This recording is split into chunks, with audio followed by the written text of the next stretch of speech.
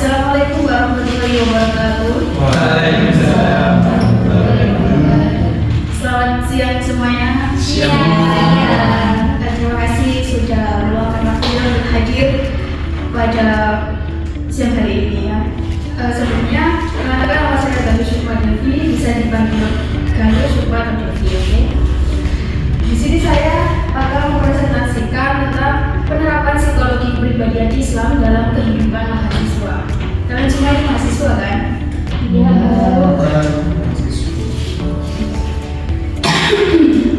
Oke, yang pertama, apa itu psikologi kepribadian dalam perspektif Islam?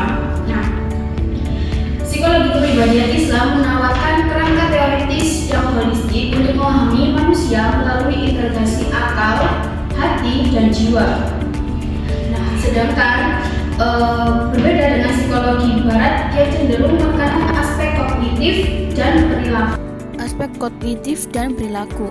Kemudian, dalam perspektif Islam sendiri menggabungkan unsur spiritualitas sebagai bagian penting dari keseimbangan kepribadian. Hal ini menjadi relevan bagi mahasiswa yang sedang berada dalam fase perkembangan identitas dan pembentukan karakter. Selanjutnya yaitu 3 aspek utama. Yang pertama yaitu nafs atau diri, qalb atau hati, dan akal atau pikiran. Nah, dalam teori kepribadian Islam, manusia memiliki 3 unsur utama, yaitu yang sudah saya sebutkan tadi, nafs, qalb, dan akal. Nafs menggambarkan dorongan internal yang dapat bersifat positif atau negatif. Al-Quran menggambarkan 3 tingkat nafs, yaitu amarah, lawamah, dan mutmainah. Tingkatan ini bukan kategori statis, melainkan kondisi yang terus berubah menjadi pengalaman, lingkungan, dan latihan diri. Mahasiswa yang sedang menghadapi tekanan akademik misalnya bisa berada pada kondisi nafs amarah ketika mereka ingin menyerah atau marah tanpa kontrol. Namun, melalui proses refleksi diri atau muhasabah, mereka dapat naik ke tingkat nafs lawamah, yaitu sadar bahwa perasaan tersebut perlu diarahkan. Nah, pada tahap tertentu, kedewasaan emosional membuat mahasiswa mencapai kondisi yang lebih tenang, yakni nafs mutmainah. Sementara itu, qalb berfungsi sebagai pusat moral dan spiritual yang mempengaruhi motivasi manusia. Hati yang bersih akan mengarahkan perilaku menuju kebaikan, sedangkan hati yang sakit dapat memunculkan sifat negatif seperti iri, dengki, dan malas. Dalam konteks kehidupan kampus, qalb yang memelihara membantu mahasiswa menjaga etika, menghormati dosen, dan menjalin relasi sosial yang sehat. Adapun akal berperan sebagai pengendali dan penimbang tindakan sehingga mahasiswa tidak bertindak impulsif atau mampu mengambil keputusan logis dan tidak terjebak dalam tekanan lingkungan. Sama itu pasti kita secara otomatis kita bakal ikut dalam tindakan kesalahan. Nah, ini yang kedua yaitu pendidikan. Nah, ini biasanya itu kayak pendidikan orang tua ya, entah itu dimana kita pendidikan orang tua itu juga termasuk salah satu faktor pembentukan karakter kita. Contohnya seperti kayak si Rama gitu ya. Si Rama ini di rumahnya itu selalu dituntut untuk kamu harus bisa, kamu harus dapat nilai A+++ gitu kan. Nah, sedangkan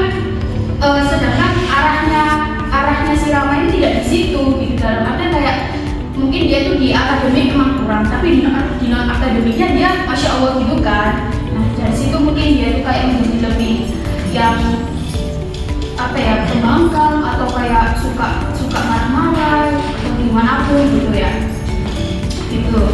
Terus yang selanjutnya yaitu faktor pembentukan karakter berupa spiritualitas gitu. Nah, spiritualitas ini juga kalau orang yang mungkin ibadahnya kurang, kayak 5 waktu aja kayak bolong-bolong, terus gak pernah puasa, gak pernah Ramadan, itu pasti kayak di dalam hatinya itu gak ada, maksudnya semuanya tuh kayak dipenuhi dengan rasa-rasa keburukan gitu, kayak perilaku keburukan gitu. Karena mungkin kembali lagi entah dari lingkungan atau pendidikannya itu yang tidak mendukung dia dalam hal spiritualitas ini gitu. Terus yang terakhir kebiasaan atau habit gitu. Komponen hati itu kan banyak banget aja gitu. Terus yang keempat yaitu mahasiswa dapat nilai-nilai profesional seperti disiplin, jujur, dan tanggung jawab. Nah, di dalam etika akademik seperti menghindari plagiarisme juga merupakan contoh nyata integritas yang mencerminkan perpaduan antara akal, thought, dan nafs yang terlatih. Selanjutnya juga ada mahasiswa dianjurkan melakukan muhasabah secara rutin untuk mengetahui perkembangan diri, memperbaiki kebiasaan buruk dan mata tujuan hidup.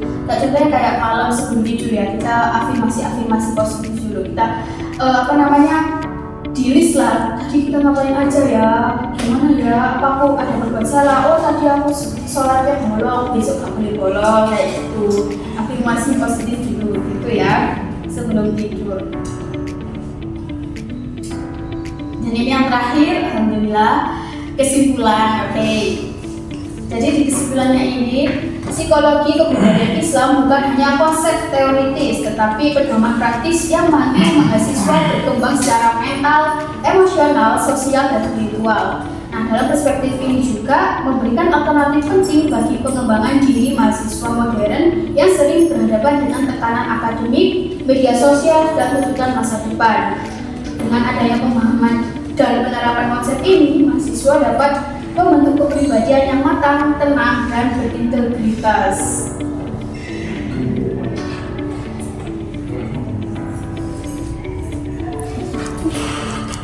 Sudah seperti aja, karena ini sudah lama mati juga ya.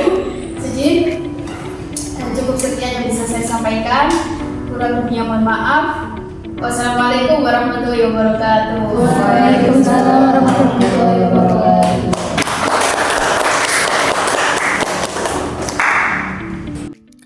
Saya meminta maaf Bapak sebelumnya jika banyak video yang pakai VO atau voice over, karena memang pada saat pengambilan video ini HP-nya tidak support, yang tiba-tiba HP-nya itu panas dan memori penuh, jadi banyak video atau banyak part-part yang tidak terekam. Jadi saya mohon maaf ya Bapak yang sebesar-besarnya. Terima kasih.